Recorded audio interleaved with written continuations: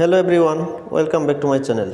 নিয়ে আসলাম নতুন একটি রেসিপি, বিয়েবাড়ির স্টাইলে ডিম বোনা রেসিপি। তো আমি প্রথমে দিয়েছি সয়াবিন তেল, তারপর দিয়েছি পেঁয়াজ। পেঁয়াজটাকে দেখেন আমি লাল বাদামি কালার করে ভেজে নেব। পেঁয়াজটা ভাজা কিন্তু হয়ে গেছে আমার। দিয়ে দিলাম কিছু পানি, এরপর দিয়ে দেবো কিছু কাঁচামরিচ মাঝখানে ফেলে, তারপর দিয়ে দিলাম গরম মশলা, দিয়ে দিলাম জিরা, ধনিয়া, হলুদ, মরিচ, আদা বাটা, স্বাদ মতো লবণ দিয়ে মশলাটাকে আমি সুন্দর করে কুক করব। এখন 10 মিনিট কুক করার পর আমি দিয়ে দেব পরিমাণ মতো পানি।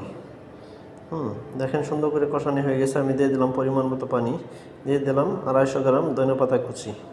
এরপর ডিমগুলাকে কিন্তু আমি সিদ্ধ করে বাদামি কালার করে ভেজে নিয়েছি, হালকা বাদামি। ডিম কিন্তু কখনো কড়া করে ভাজা যাবে না, তাহলে কিন্তু ডিম বোনা কখনোই মজা লাগবে না। তারপর আমি কিন্তু ডিম দেওয়ার পর 2-3 মিনিট কুক করেছি। হয়ে গেছে কিন্তু আমার মজাদার এই রেসিপিটি। আমি কিন্তু এখানে 120 পিস ডিম বোনা করেছি, 3.5 কেজির মতো পেঁয়াজ ইউজ করেছি। আমার ভিডিওটা যদি ভালো লাগে আমার ভিডিওটা অবশ্যই শেয়ার করে দেবেন।